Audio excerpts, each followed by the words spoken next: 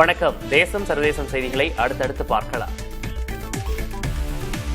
அறிவியலின் எதிர்காலம் இளைஞர்களிடம்தான் இருப்பதாக பிரதமர் நரேந்திர மோடி தெரிவித்துள்ளார். மகாராஷ்டிராவில் நடைபெற்ற நிகழ்ச்சி ஒன்றில் காணொலி வாயிலாக உரையாற்றிய அவர், அறிவியல் ஆராய்ச்சிகளுக்கு என்றும் முன்னுரிமை வழங்கப்படும் என தெரிவித்தார். ஆராய்ச்சிகளில் பல ஆயிரம் கோடி ரூபாய் முதலீடு செய்து வருவதாக குறிப்பிட்ட அவர், இளம் தலைமுறையினருக்கு அதிகாரம் அளிப்பதில் தனது அரசு உறுதியுடன் இருப்பதாக தெரிவித்தார்.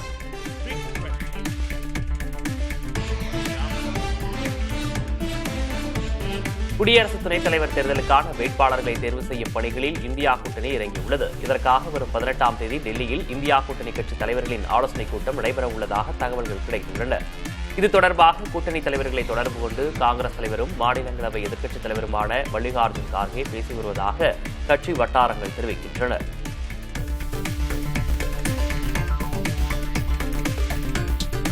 ஆதார் அட்டை, பான் கார்டு மற்றும் வாக்காளர் அடையாள அட்டை போன்ற ஆவணங்கள் வைத்திருப்பதால் மட்டுமே ஒருவர் இந்திய குடிமகன் ஆகிவிட முடியாது என மும்பை உயர்நீதிமன்றம் கருத்து தெரிவித்துள்ளது. இந்தியாவில் சட்டவிரோதமாக குடியேறியதாக கைதான வங்கதேசத்தைச் சேர்ந்தவர் தொடர்பான வழக்கு மும்பை உயர்நீதிமன்றத்தில் விசாரணைக்கு வந்தது. அப்போது 1955ஆம் ஆண்டின் குடியுரிமை சட்டம் தொடர்பாக நீதிமன்றம் சுட்டிக்காட்டியதுடன், இது சட்டப்பூர்வ குடிமக்களுக்கும் சட்டவிரோத குடியேறிகளுக்கும் இடையே உள்ள வேறுபாட்டை தெரிவிப்பதாகவும் கூறியது. மேலும் ஆதார் அட்டை, பான் கார்டு மற்றும் வாக்காளர் அடையாள அட்டை போன்ற ஆவணங்கள் வைத்திருப்பதால் மட்டுமே ஒருவர் இந்திய குடிமகன் ஆகிவிட முடியாது என நீதிமன்றம் குறிப்பிட்டுள்ளது. இந்த ஆவணங்கள் அடையாளம் காண அல்லது அரசின் சேவைகளை பெறுவதற்காக மட்டுமே எனவும் மும்பை உயர்நீதிமன்றம் தெரிவித்துள்ளது.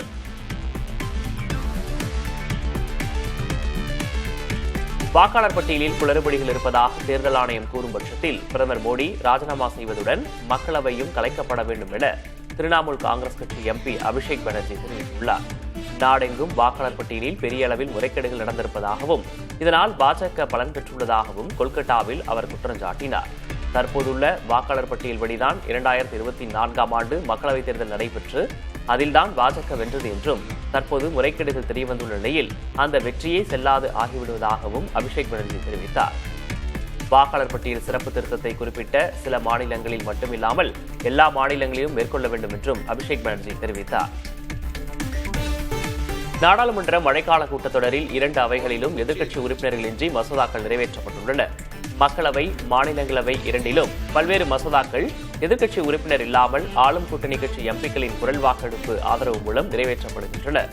தேசிய விளையாட்டு நிர்வாக மசோதா 2025, தேசிய ஊக்க மருந்து எதிர்ப்பு திருத்த மசோதா 2025, வணிகர் கப்பல் மசோதா 2025, சரக்கு மசோதா 2025 ஆகிய மசோதாக்கள் மாநிலங்களவையில் நிறைவேற்றப்பட்டுள்ளன. அதேபோல் மக்களவையில் இந்திய துறைமுக மசோதா 2025 மற்றும் சுரங்கங்கள் மற்றும் கனிமங்கள் மேம்பாடு மற்றும் ஒழுங்குமுறை திருத்த மசோதா 2025 ஆகியவை நிறைவேற்றப்பட்டன. பீகார் மாநில வாக்காளர் பட்டியல் சிறப்பு திருத்த விவகாரத்தை நாடாளுமன்ற கூட்டத்தொடரில் எதிர்க்கட்சிகள் எழுப்பி வருவதால் இரு அவைகளிலும் நடவடிக்கைகளும் பாதிக்கப்பட்டுள்ளன. 20 விழுக்காடு எத்தனால் கலந்த பெட்ரோலால் காற்று மாசு குறைவதோடு அந்நிய செலாவணி சேமிப்பும் சாத்தியம் என மத்திய அரசு கூறியுள்ளது. 20 விழுக்காடு எத்தனால் கலந்த பெட்ரோலால் வாகனங்களுக்கு பாதிப்பு ஏற்படும், மைலேஜ் குறையும் போன்ற விமர்சனங்கள் இருந்த நிலையில் மத்திய பெட்ரோலியம் மற்றும் இயற்கை எரிவாயு துறை விளக்கம் அளித்திருக்கிறது. இத்தகைய பெட்ரோலால் கார்பன் உமிழ்வானது 30 விழுக்காடு மேலும் குறையும் என குறிப்பிட்டுள்ளது. அதேபோல இத்தகைய பெட்ரோலை பயன்படுத்துவது மிகச்சிறந்த பயண அனுபவத்தை தரக்கூடியதாக இருக்கும் என்றும், மைலேஜ் குறைவு என்பது ஒரு சில வாகனங்களில் மட்டுமே நிகழக்கூடியது என்றும், அதுவும் மிக குறைந்த அளவிலேயே இருக்கும் என்றும் குறிப்பிட்டுள்ளது. யெஸ் வங்கியின் முதலீடுகள் தொடர்பான குற்றச்சாட்டுகளில் இருந்து விலக்களிக்க கோரி அனில் அம்பானியின் மனுவை செபி எனப்படும் இந்திய பங்குச்சந்தை ஒழுங்குமுறை வாரியம் நிராகரித்துள்ளது. செபியின் இந்த நடவடிக்கையால் அனில் அம்பானி 1828 கோடி ரூபாய்க்கு மேல் அபராதத்தை எதிர்கொள்ள நேரிடலாம் என தகவல்கள் தெரிவிக்கின்றன. அனில் அம்பானியின் ரிலையன்ஸ் மியூச்சுவல் ஃபண்ட் நிறுவனம் யெஸ் வங்கியில் முதலீடு செய்ததில் முறைகேட்டில் ஈடுபட்டதாக புகார் எழுந்தது. முறைகேடால் பாதிக்கப்பட்ட இதர முதலீட்டாளர்களுக்கு இழப்பீடு வழங்க அனில் அம்பானி மற்றும் அவரது மகனுக்கு செபி நோட்டீஸ் அளிக்க இருப்பதாகவும் தகவல் வெளியாகியுள்ளது.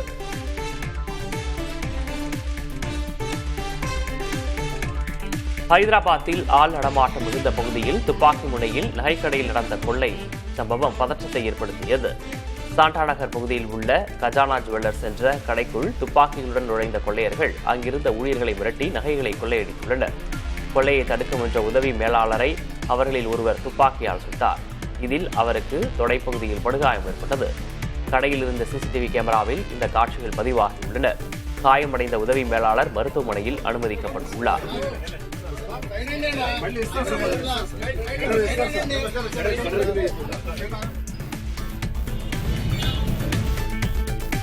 இந்தியா மற்றும் சீனா இடையே நேரடி விமான சேவைகள் அடுத்த மாதமே மீண்டும் தொடங்கப்படலாம் என தகவல் வெளியாகியுள்ளது. 2020ஆம் ஆண்டு லடாக் எல்லையில் ஏற்பட்ட மோதலுக்கு பிறகு இரு நாடுகளுக்கும் இடையேயான உறவு பாதிக்கப்பட்ட நிலையில் இந்த நடவடிக்கை தற்போது முக்கியத்துவம் பெறுகிறது. வரும் ஆகஸ்ட் 31ஆம் தேதி நடைபெறும் மாநாட்டில் பிரதமர் மோடியும் சீன அதிபர் ஷி ஜின்பிங்கும் சந்திக்க உள்ளதால் அதிகாரப்பூர்வ அறிவிப்பு வெளியாகலாம் என எதிர்பார்க்கப்படுகிறது.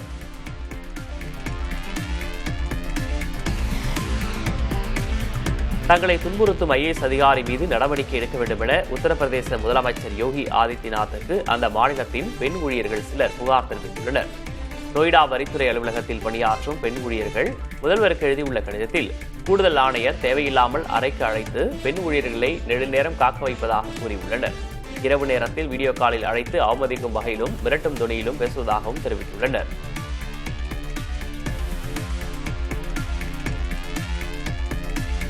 இந்தியாவிலிருந்து இறக்குமதி செய்யப்படும் பொருட்களுக்கு 50% வரி விதித்த அமெரிக்க அதிபர் டொனால்டு டிரம்புக்கு தேசத்தின் பல்வேறு பகுதிகளிலும் எதிர்ப்புகள் வலுக்க தொடங்கியுள்ளன. இந்நிலையில் டிரம்பின் அறிவிப்பை கண்டித்து ராஜஸ்தான் தலைநகர் ஜெய்ப்பூரில் போராட்டம் நடைபெற்றது. இந்த போராட்டத்தின் போது டிரம்பின் உருவபொம்மையை எரித்து தங்கள் எதிர்ப்பை பதிவு செய்தனர். மேலும் அமெரிக்க தயாரிப்புகளை வாங்குவதில்லை என்றும் உறுதிமொழி எடுத்துக் கொண்டனர்.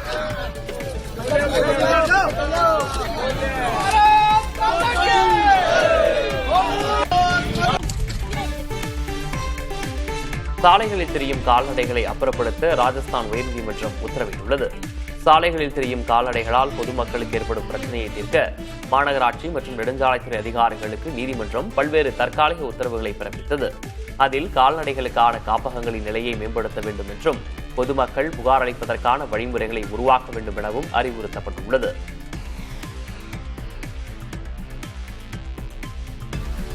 மகாராஷ்டிராவின் கட்கிரோலி மாவட்டத்தில் உள்ள எச்சலி கிராமம் நக்சல்களுக்கு முழுமையாக தடை விதித்து தீர்மானம் நிறைவேற்றப்பட்டுள்ளது. கடந்த மாதம் நிறைவேற்றப்பட்ட இந்த தீர்மானத்தின் கடிதம் ஆகஸ்ட் 7ஆம் தேதி அதிகாரிகளிடம் ஒப்படைக்கப்பட்டது. ஒரு காலத்தில் நக்சல்களின் கோட்டையாக கருதப்பட்ட எச்சலி மற்றும் அதை சுற்றியுள்ள கிராமங்கள் இப்போது நக்சல்களை கிராமத்திற்குள் அனுமதிக்க மாட்டோம் என்று உறுதியேற்றுள்ளன. இதேபோன்று இந்த ஆண்டு தொடக்கத்தில் பாம்பெராகர் தாலுகாவில் உள்ள பல கிராமங்களும் நக்சல் இயக்கத்தினரை தங்கள் கிராமத்திற்குள் நுழைய தடை விதித்தனர்.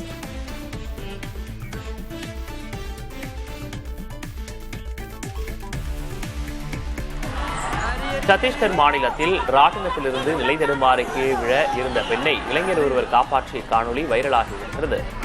படாபாரா நகரில் பெண் ஒருவர் ராட்டினத்தில் ஆடிக்கொண்டிருந்த போது தடுமாறி விழும்போது அருகில் இருந்த தொட்டியை பற்றி தொங்கினார். அப்போது தொட்டியில் இருந்த இளைஞர் அந்த பெண்ணை ஊஞ்சலில் தொங்கியபடி மேலே இழுத்து காப்பாற்றினார். இதனால் பெரும் விபத்து தவிர்க்கப்பட்டது.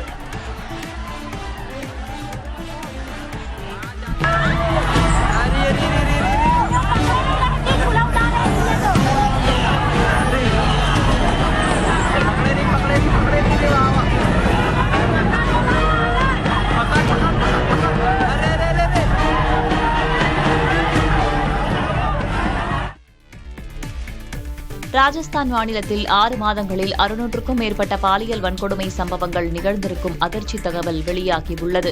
இதனை அம்மாநில காவல்துறை தலைமை அலுவலகம் வெளியிட்ட தரவுகள் உறுதிப்படுத்தியுள்ளன. ஜனவரி முதல் ஜூன் வரை 200 கூட்டு பாலியல் வன்கொடுமை சம்பவங்கள் நடந்திருக்கின்றன. இதில் 5 பெண்கள் கொலை செய்யப்பட்ட அதிர்ச்சி சம்பவமும் நடந்திருக்கிறது. 6 மாதங்களில் 600க்கும் மேற்பட்ட பாலியல் வன்கொடுமை சம்பவங்கள் அரங்கேறியிருப்பது அம்மாநிலத்தில் பெண்களின் பாதுகாப்பை கேள்விக்குறியாகியிருக்கிறது. 19,600 கிரிமினல் வழக்குகள் பதிவு செய்யப்பட்ட நிலையில் இவற்றில் வரதட்சணை கொடுமை உள்ளிட்ட பெரும்பாலான வழக்குகள் பெண்களுக்கு எதிரானவையாக இருக்கின்றன. இந்த காலங்களில் சிறாருக்கு எதிரான பாலியல் குற்றங்கள் என 1,631 வழக்குகள் பதிவு செய்யப்பட்டுள்ளன. இந்நிலையில் மாநிலத்திற்குள் என்ன நடக்கிறது என்று கேள்வி எழுப்பியுள்ள அம்மாநில முன்னாள் முதலமைச்சர் அசோக் கெலாட் சட்டம் ஒழுங்கை பாதுகாப்பதில் மாநில அரசு தோல்வியடைந்துள்ளதாக டுவிட்டரில் பதிவிட்டுள்ளார். முன்னாள் கிரிக்கெட் வீரர் சுரேஷ் ரெய்னாவுக்கு அமலாக்கத்துறை சம்மன் அனுப்பியுள்ளது. ஒன்எக்ஸ்பெட் என்ற ஆன்லைன் சூதாட்ட செயலி மூலம் கோடிக்கணக்கில் மோசடி நடந்ததாக குற்றச்சாட்டு எழுந்தது. இது தொடர்பாக அமலாக்கத்துறை விசாரணை நடத்தி வருகிறது. இந்நிலையில் இந்த செயலியின் விளம்பர தூதராக இருந்த சுரேஷ் ரெய்னாவுக்கு அமலாக்கத்துறை சம்மன் அனுப்பியுள்ளது. அவர் இன்று ஆஜராகி விளக்கமளிப்பார் என எதிர்பார்க்கப்படுகிறது.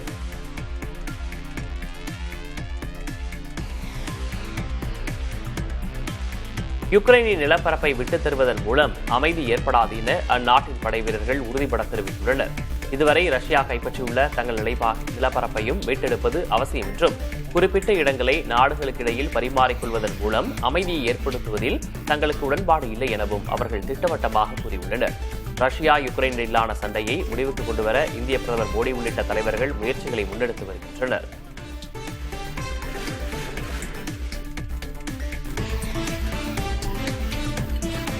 தென்சீன கடலில் பிலிப்பைன்ஸ் கடலோர காவல் படைக்கு சொந்தமான கண்காணிப்பு களத்தை இடைமறிக்க முயன்றபோது சீனாவின் 2 கப்பல்கள் மோதிக்கொண்ட காணொலி வெளியாகியுள்ளது.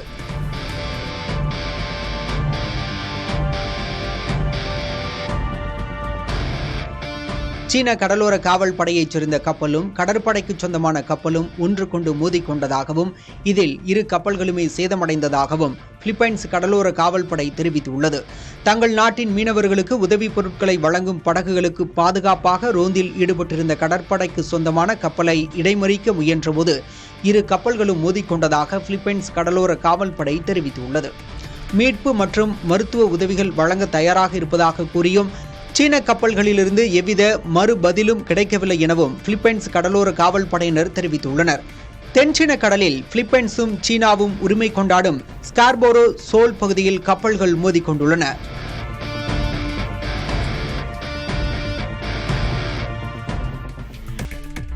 ஆஸ்திரேலிய அணியுடனான 2வது டுவெண்டி கிரிக்கெட் போட்டியில் தென்னாப்பிரிக்க அணி 53 ரன்கள் வித்தியாசத்தில் வெற்றியை வசப்படுத்தியது. ஆஸ்திரேலியாவின் டார்வின் நகரில் நடைபெற்ற போட்டியில் முதலில் பேட்டிங் செய்த தென்னாப்பிரிக்க அணி 7 விக்கெட் இழப்புக்கு 218 ரன்கள் குவித்தது. ஆஸ்திரேலிய அணியின் பந்துவீச்சை நாலாபுரமும் விரட்டிய குட்டி டிவில்லியர்ஸான டிவால் பிராவிஸ் 56 பந்துகளில் 8 சிக்சர்கள் 12 பவுண்டரிகளுடன் ஆட்டமிழக்காது 125 ரன்கள் குவித்தார். முதல் போட்டியில் வென்ற தெம்புடன் 219 ரன்களை வெற்றி இலக்காக கொண்டு விளையாடிய ஆஸ்திரேலிய அணி 165 ரன்களுக்கு ஆட்டமிழந்தது. அதிகபட்சமாக டிம் டேவிட் 50 ரன்கள் எடுத்தார். இளம் வேகப்பந்து வீச்சாளர்களான மபாகா, கார்பின் போச் ஆகியோர் தலா 3 விக்கெட்டுகளை வீழ்த்தினர். 3 போட்டிகள் கொண்ட தொடரில் 2 அணிகளும் தலா ஒரு போட்டியில் வெற்றி பெற்று சமநிலையில் உள்ளன. தொடர் யாருக்கு என்பதை தீர்மானிக்கும் 3வது போட்டி கெய்ன்ஸ் நகரில் வரும் 16ஆம் தேதி நடைபெறுகிறது. நாமக்கல்லில் நள்ளிரவில் மலர்ந்த அரிய வகை பிரம்ம கமலம் பூவை பூஜை செய்து பொதுமக்கள் வழிபட்டனர். கொண்டிச்செட்டிப்பட்டியைச் சேர்ந்த வரதராஜன், சரஸ்வதி தம்பதியர் தங்கள் வீட்டில் பிரம்மகமலம் செடியை வளர்த்து வருகின்றனர். இந்நிலையில் நேற்றிரவு பிரம்மகமலம் பூ மலர்ந்தது. இதையடுத்து அந்த மலருக்கு பூஜை செய்து வழிபட்டனர். இரவில் மட்டுமே மலரும் பிரம்மகமலம் பூ 3 மணி நேரத்துக்குள் வாடும் தன்மை கொண்டது.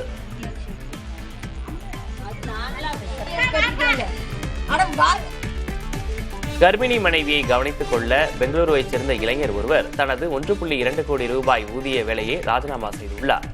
மனைவி தொடர்ந்து வேலை செய்ய விரும்புவதால் அந்த இளைஞர் வீட்டிலிருந்து மனைவியை கவனித்துக் கொள்கிறார்.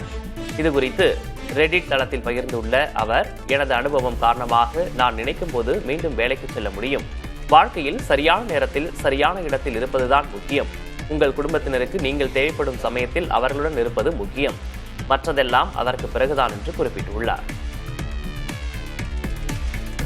சமூக வலைதளங்களில் இளைஞர்களிடையே வேகமாக பரவி வரும் காஃபியின் பவுச்கள் குறித்த விழிப்புணர்வை சுகாதார நிபுணர்கள் வெளியிட்டுள்ளனர். சிறிய டீ பேக் போன்று இருக்கும் இந்த பவுச்சுகளை உதடு மற்றும் ஈறுகளுக்கு இடையே வைத்துக் கொள்வதன் மூலம் அதில் உள்ள கஃபின் நேரடியாக ரத்தத்தில் கலக்கிறது. காஃபி அல்லது எனர்ஜி ட்ரிங்க்ஸ் மூலம் கிடைக்கும் காஃபினை விட இந்த பவுச்சுகள் ரத்தத்தில் வேகமாக கலப்பதால் அதன் தாக்கம் தீவிரமானதாக இருக்கும். மேலும் இது பதற்றம், படபடப்பு போன்ற உணர்வுகளையும் ஏற்படுத்தலாம் என ஊட்டச்சத்து நிபுணர் அஸ்லேஷா ஜோஷி எச்சரித்துள்ளார்.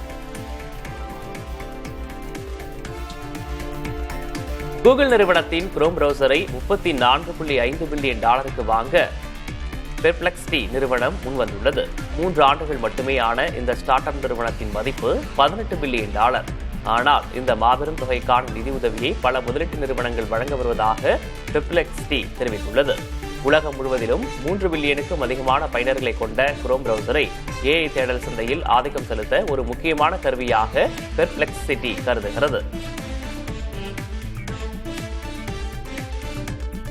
நடப்பாண்டின் முதல் பாதையில் சுமார் 70,000 ரூபாய்க்கு மேல் விலையுள்ள சூப்பர் பிரீமியம் ஸ்மார்ட் போன் பிரிவில் சாம்சங் நிறுவனம் ஆப்பிளை முந்தி முதலிடம் பிடித்திருக்கிறது. 49% சந்தை பங்குடன் சாம்சங் முன்னிலை வகித்தாலும் ஐபோன் 16 மாடல் இந்த காலகட்டத்தில் இந்தியாவில் அதிகம் விற்பனையான தனிப்பட்ட ஸ்மார்ட் போனாக இருந்துள்ளது. சூப்பர் பிரீமியம் பிரிவில் அதிகம் விற்பனையான மற்ற முக்கிய மாடல்களில் Galaxy S24 ultra, S25 ultra, S25 மற்றும் ஐபோன் 16 பிளஸ் ஆகியவை அடங்கும். நீலகிரி மாவட்டம் மஞ்சூர் அருகே அரசு பேருந்துக்கு வழிவிடாமல் சாலையில் குட்டிகளுடன் யானை கூட்டம் நடந்து சென்றது.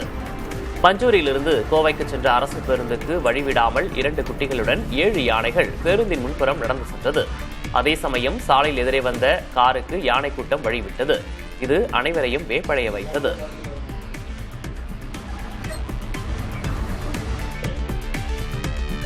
ஆந்திரா, ஒடிசா, பஞ்சாப் ஆகிய 3 மாநிலங்களில் 4,954 கோடி ரூபாய் முதலீட்டில் செமிகண்டக்டர் சிப் மற்றும் அது தொடர்பான தயாரிப்பு ஆலைகளை அமைக்க மத்திய அமைச்சரவை ஒப்புதல் அளித்துள்ளது.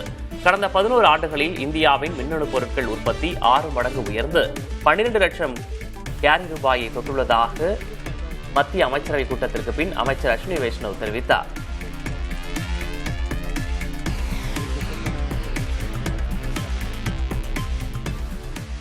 SKM குழுமம் மற்றும் உலக சமுதாய சேவா சங்க தலைவர் SKM மயிலானந்தம் குட்டிலட்சுமி தம்பதியரின் சதாபிஷேக விழா கோவை கொடிசியா அரங்கில் நடைபெற்றது. இதில் உலக சமுதாய சேவா சங்க வளர்ச்சி நிதியாக ராம்ராஜ் காட்டன் நிறுவனர் KR நாகராஜன் 9 கோடி ரூபாயை SKM மயிலானந்தத்திடம் வழங்கினார்.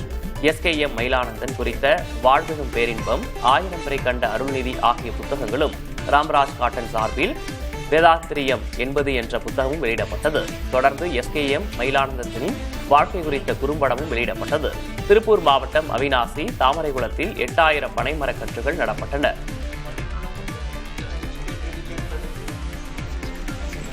கேரளாவின் முத்தங்கா யானைகள் காப்பகத்தில் வளர்ப்பு யானைகளுக்கு 20 வகை உணவுகள் வழங்கப்பட்டு யானைகள் தின விழா கொண்டாடப்பட்டது. வயநாடு முத்தங்காவில் உள்ள வளர்ப்பு யானைகள் முகாமில் 11 யானைகள் பராமரிக்கப்படுகின்றன. உலக யானைகள் தின விழாவை யானைகளுக்கு 20 வகையான உணவுகள் வழங்கப்பட்டன. இந்த விழாவில் சுற்றுலா பயணிகளும் வனத்துறையினரும் யானைகளுக்கு உணவு ஊட்டி மகிழ்ந்தனர். மேலும் சிறப்பு பூஜையும் நடைபெற்றது.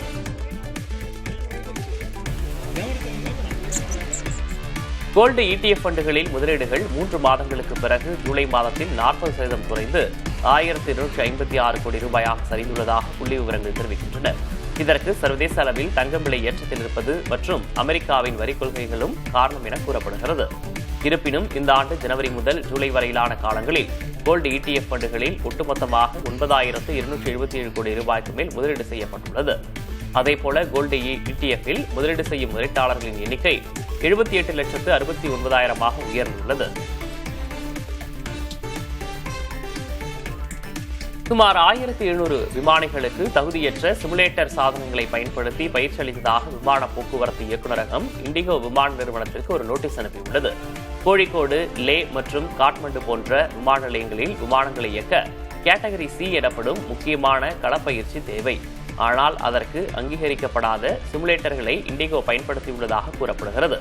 இது சிவில் விமான போக்குவரத்து விதிகளுக்கு எதிரானது. இந்நிலையில் இந்த நோட்டீஸ் குறித்து ஆய்வு செய்து வருவதாகவும் உரிய நேரத்தில் பதிலளிப்பதாகவும் தெரிவித்துள்ளது.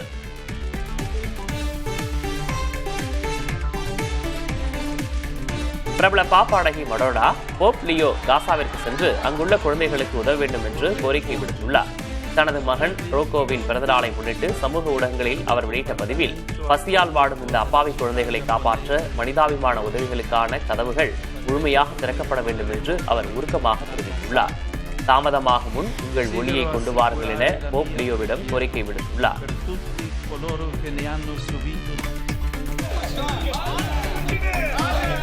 ரஜினிகாந்தின் கூலி திரைப்படம் வெற்றியடைய மதுரையில் மண்சோறு சாப்பிட்டு ரஜினி ரசிகர்கள் நேர்த்திக்கடன் செலுத்தினர். திருப்பரங்குன்றம் வேலுகந்த அம்மன் கோயிலில் அங்க பிரதர்ஷனம் செய்து சிறப்பு வழிபாட்டிலும் அவர்கள் ஈடுபட்டனர். மேலும் கோயிலுக்கு வருகை தந்த பக்தர்களுக்கு அன்னதானம் வழங்கினர்.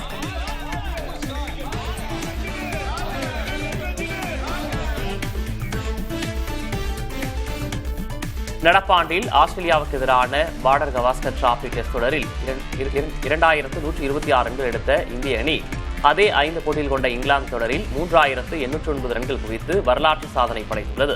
இது டெஸ்ட் கிரிக்கெட் வரலாற்றில் 2வது அதிகபட்ச ரன் குவிப்பாகும். இளம் வீரர்களுடன் களமிறங்கிய சுப்மன் கில் தலைமையிலான இந்திய அணி இந்த சாதனையை படைத்திருக்கிறது. சுப்மன் கில் இந்த தொடரில் மட்டும் 754 ரன்கள் குவித்து ஒரு தொடரில் அதிக ரன்கள் எடுத்த இந்திய கேப்டன் என்ற சாதனையை பெற்றார்.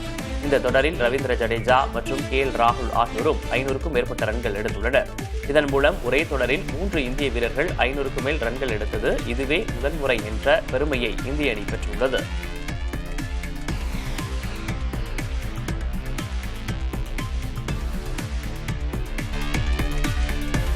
உத்தரப்பிரதேச மாநிலம் பாலாரம்பூரில் மாவட்ட காவல் கண்காணிப்பாளர் வீட்டின் சிசிடிவி கேமராவில் பதிவான காட்சிகள் பெரும் அதிர்ச்சியை ஏற்படுத்தியுள்ளன. பெண் ஒருவரை கும்பலாக சிலர் துரத்திச் செல்கின்றனர். பின் அந்த பெண் கூட்டு பாலியல் வன்கொடுமைக்கு ஆளாக்கப்பட்டதாக சமூக வலைதளங்களில் பகிரப்பட்டு வருகிறது. இது தொடர்பாக மாநில காவல்துறை விசாரணை மேற்கொண்டு வருகிறது.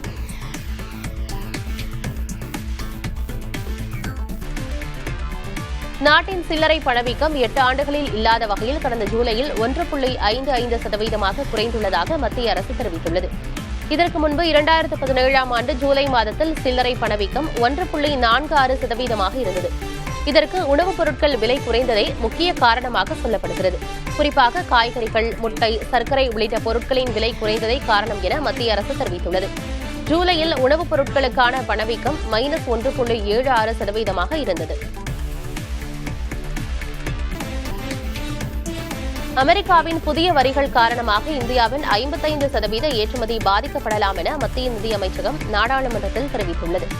ரஷ்யாவிடமிருந்து இந்தியா கச்சா எண்ணெய் வாங்குவதை கண்டித்து அமெரிக்க அதிபர் டிரம்ப் விதித்த இந்த வரிகளால் இந்தியாவின் மருந்து மற்றும் மின்னணு பொருட்கள் ஏற்றுமதி பாதிக்கப்படாது எனவும் நிதியமைச்சகம் கூறியுள்ளது. ஆஸ்திரேலிய அணியுடனான இரண்டாவது 2020 கிரிக்கெட் போட்டியில் தென்னாப்பிரிக்க அணி 53 ரன்கள் வித்தியாசத்தில் வெற்றியை வசப்படுத்தியது. ஆஸ்திரேலியாவின் டார்வின் நகரில் நடைபெற்ற போட்டியில் முதலில் பேட்டிங் செய்த தென்னாப்பிரிக்க அணி 7 விக்கெட் இழப்புக்கு 218 ரன்கள் குவித்தது. ஆஸ்திரேலிய அணியின் பந்துவீச்சை நாலாபுரமும் விரட்டிய குட்டி டிவில்லியர்ஸான டிவால் பிராவிஸ் 56 பந்துகளில் 8 சிக்சர்கள் 12 பவுண்டரிகளுடன் ஆட்டமிழக்காது 125 ரன்கள் குவித்தார். முதல் போட்டியில் வென்ற தெம்புடன் 219 ரன்களை வெற்றி இலக்காக கொண்டு விளையாடிய ஆஸ்திரேலிய அணி 165 ரன்களுக்கு ஆட்டமிழந்தது. அதிகபட்சமாக டிம் டேவிட் 50 ரன்கள் எடுத்தார். இளம் வேகப்பந்து வீச்சாளர்களான மபாகா, கார்பின் போச் ஆகியோர் தலா 3 விக்கெட்டுகளை வீழ்த்தினர். 3 போட்டிகள் கொண்ட தொடரில் இரு அணிகளும் தலா ஒரு போட்டியில் வெற்றி பெற்று சமநிலையில் உள்ளன. தொடர் யாருக்கு என்பதை தீர்மானிக்கும் 3வது போட்டி கெய்ன்ஸ் நகரில் வரும் 16ஆம் தேதி நடைபெறுகிறது. அரக்கோணம் மற்றும் சோளிங்கர் பகுதிகளில் உள்ள அரசு பள்ளிகளில் வாய்ப்பேச முடியாதவர் போல நடித்து ஆசிரியைகளிடம் செல்போன் திருடிய நபரை காவல்துறையினர் தேடி வருகின்றனர். கடந்த சில நாட்களில் இந்த நபர் தன்னை வாய்ப்பேச முடியாத மாற்றுத்திறனாளி என கூறி நன்கொடை வாங்குவது போல பள்ளிகளுக்கு சென்றுள்ளார். ஆசிரியைகள் கவனக்குறைவாக இருந்த நேரத்தில் அவர்களுடைய விலை உயர்ந்த செல்போன்களை நூதன முறையில் திருடிச் சென்றுள்ளார். அரக்கோணம் மற்றும் சோளிங்கர் ஆகிய இடங்களில் 4 ஆசிரியைகளிடம் இதேபோல செல்போன்கள் திருடப்பட்டுள்ளன. சிசிடிவி காட்சிகளின் அடிப்படையில் காவல்துறையினர் விசாரித்து வருகின்றனர்.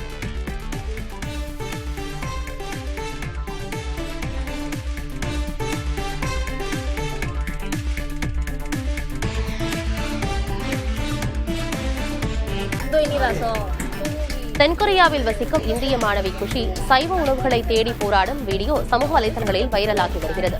தனது கொரிய நண்பரிடம் பேசிய அவர் மதம் காரணமாக பன்றி இறைச்சி மற்றும் மாட்டிறைச்சி சாப்பிட முடியாது என்றும் கோழி இறைச்சி சாப்பிட முடிந்தாலும் சிறுவயதிலிருந்து பழக்கம் இல்லாததால் அதை தவிர்ப்பதாகவும் கூறினார். கொரியாவில் பெரும்பாலும் காய்கறிகளை மட்டுமே உண்டு வாழ்வது பலருக்கு ஆச்சரியத்தை ஏற்படுத்துவதாகவும் அங்கு சைவ உணவுக்கான வாய்ப்புகள் மிகவும் குறைவு என்றும் குஷி கூறியுள்ளார். காஃபி பிடிக்காததால் பேக்கரியில் கிடைக்கும் இனிப்பான பிரெட் வகைகளை மட்டுமே சாப்பிட்டு வருவதாக அவர் குறிப்பிட்டார். அமெரிக்காவின் 50% இறக்குமதி வரி விதிப்பால் இந்தியாவுக்கு $7 பில்லியன் அளவுக்கு வர்த்தகம் பாதிக்கப்படும் என தொழில்துறை வல்லுநர் கணபதி புதிய தலைமுறைக்கு பிரத்யேக பேட்டியளித்துள்ளார். அதனை தற்போது பார்க்கலாம். நம்ம மார்க்கெட் பெரிய மார்க்கெட், அமெரிக்காவுக்கு தேவை இல்லைன்னா கூட உலகத்துக்கு தேவைப்படும்.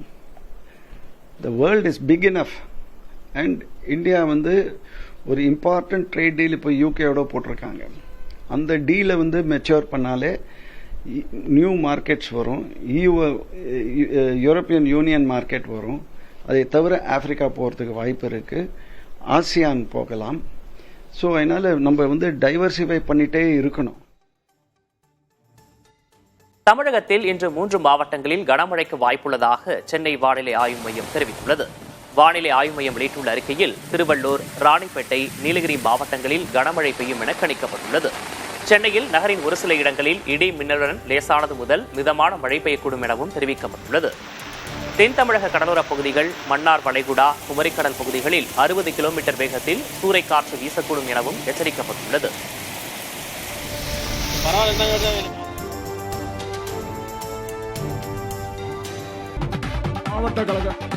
திண்டுக்கல்லில் நடைபெற்ற மதிமுக பொதுக்கூட்டத்தின் போது தம்மிடம் மனு அளித்தவரிடம் அதை கோபத்துடன் வைகோ திருப்பிக் கொடுத்த காட்சிகள் வெளியாகியுள்ளன. திண்டுக்கல்லில் நேற்று வைகோ தலைமையில் மதிமுக பொதுக்கூட்டம் நடைபெற்றது. அப்போது மேடைக்கு வந்த ஒருவர் கோரிக்கை மனுவை வைகோவிடம் கொடுத்தார். அதை பார்த்து ஆத்திரமடைந்த அவர் அந்த நபரிடமே மனுவை திரும்பி வழங்கினார். கூட்டம் முடிந்த பிறகு அந்த நபரை அழைத்த வைகோ மனுவை வாங்கிக் கொண்டு முதல்வரிடம் பேசுவதாக கூறிவிட்டு சென்றார்.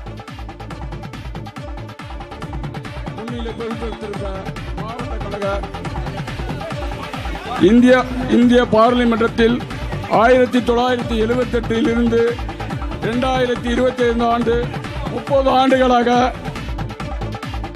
பெற்றோர் விவாகரத்து பெற்று பிரிந்தால் 15 வயது சிறுமி ஒருவர் சென்னை உயர்நீதிமன்ற வளாகத்தில் உயிரை மாய்த்துக் கொள்ள முயன்ற சம்பவம் அதிர்ச்சியை ஏற்படுத்தியது. கட்டடத்தின் முதல் மாடியிலிருந்து சிறுமி கீழே குதித்த நிலையில் படுகாயங்களுடன் உயிர் தப்பினார். அவரை மீட்ட ஊழியர்கள் ஆம்புலன்ஸில் மருத்துவமனைக்கு அனுப்பி வைத்தனர். சிறுமியின் பெற்றோர் பிரிந்த நிலையில் மகளை தன்னிடம் ஒப்படைக்க வேண்டும் என தந்தை தரப்பில் ஆட்கொணர்வு மனு தாக்கல் செய்யப்பட்டது. வழக்கை விசாரித்த நீதிமன்றம் சிறுமியின் தாயார் மறுமணம் செய்து கொண்டதால் சிறுமியை காப்பகத்தில் சேர்க்க வேண்டும் என உத்தரவிட்டது. இதனால் மனமுடைந்த சிறுமி இந்த விபரீத முடிவை எடுத்திருக்கலாம் என கூறப்படுகிறது. ஜம்மு காஷ்மீரின் சம்பா மாவட்டத்தில் பாகிஸ்தான் சர்வதேச எல்லையை ஒட்டிய பகுதிகளில் அடுத்த 60 நாட்களுக்கு இரவு ஊரடங்கு உத்தரவு அமல்படுத்தப்பட்டுள்ளது. எல்லை பாதுகாப்பு படையினரின் நடவடிக்கைகளை மேம்படுத்துவதற்காகவும் பாதுகாப்பு காரணங்களுக்காகவும் இந்த நடவடிக்கை எடுக்கப்பட்டுள்ளது. அத்தியாவசிய தேவைகளுக்காக வெளியில் செல்லும் போது அடையாள அட்டைகளை எடுத்துச் செல்லுமாறு பொதுமக்களுக்கு அறிவுறுத்தப்பட்டுள்ளது. ஹைதராபாத்தில் வீட்டில் ஷட்டில் விளையாடிக் கொண்டிருந்த சிறுவன் பந்தை எடுக்கச் சென்றபோது மின்சாரம் பாய்ந்து உயிரிழந்த சம்பவம் அதிர்ச்சியை ஏற்படுத்தியுள்ளது. மின்மாற்றியில் பந்து சிக்கியதால் அதனை சிறுவன் எடுத்துள்ளார். அப்போது எதிர்பாராத விதமாக மின்சாரம் பாய்ந்து நிகழ்விடத்திலேயே துடிதுடித்து உயிரிழந்துள்ளார்.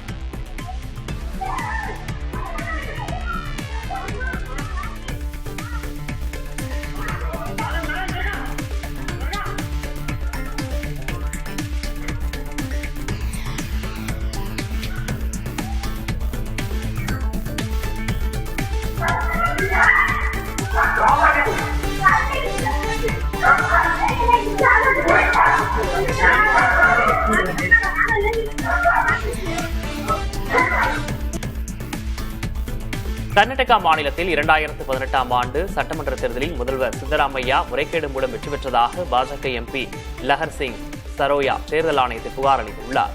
சித்தராமையா பாதாமியில் வெற்றி பெற 3000 வாக்குகள் விலை கொடுத்து வாங்கப்பட்டதாக முன்னாள் மத்திய அமைச்சர் CM இப்ராஹிம் கூறும் காணொலியை சரோயா சுட்டிக்காட்டியுள்ளார். வாக்கு திருட்டு நடைபெறுவதாக காங்கிரஸ் தலைவர் ராகுல் காந்தி பாஜகவையும் தேர்தல் ஆணையத்தையும் குற்றம் சாட்டி வரும் நிலையில் பாஜக எம்பி காங்கிரஸ் முதல்வர் மீது அத்தகைய குற்றச்சாட்டை முன்வைத்திருக்கிறார்.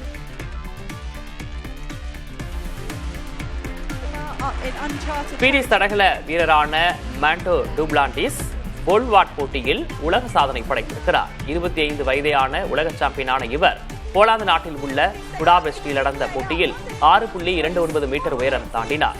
இதன் மூலம் 13வது முறையாக போல்வால்ட்டில் உலக சாதனையை முறியடித்து புதிய உச்சத்தை அவர் அடைந்திருக்கிறார்.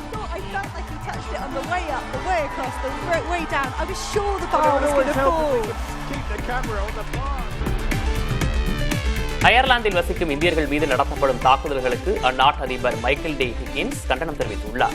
அயர்லாந்தின் பொருளாதார வளர்ச்சி மற்றும் சமூக ஒருங்கிணைப்பிற்கு இந்தியர்கள் ஆற்றிய பங்களிப்பு மகத்தானது என பாராட்டிய அவர் இந்திய வம்சாவளியினர் மீதான தாக்குதல்களுக்கு வருத்தம் தெரிவித்தார். மேலும் தாக்குதல்களில் ஈடுபடும் குற்றவாளிகள் மீது உரிய நடவடிக்கை எடுக்கப்படும் எனவும் இந்தியர்கள் அச்சமின்றி வாழ அனைத்து நடவடிக்கைகளும் எடுக்கப்படும் எனவும் மைக்கேல் ஹிக்கின்ஸ் உறுதியளித்தார். நெட்டிசன்களால் வாட்டர்மிலன் ஸ்டார் என அழைக்கப்படும் திவாகர் மீது நடிகை ஷகிலா சென்னை காவல் ஆணையர் அலுவலகத்தில் புகார் அளித்துள்ளார். நெல்லை ஐடி ஊழியர் கவின் படுகொலையை நியாயப்படுத்தும் விதமாக சுதாகர் பேசியது தன்னை கடுமையாக பாதித்ததாகவும் அவர் மீது வன்கொடுமை தடுப்புச் சட்டத்தின் கீழ் நடவடிக்கை எடுக்க வேண்டும் எனவும் நடிகை ஷகிலா தெரிவித்துள்ளார்.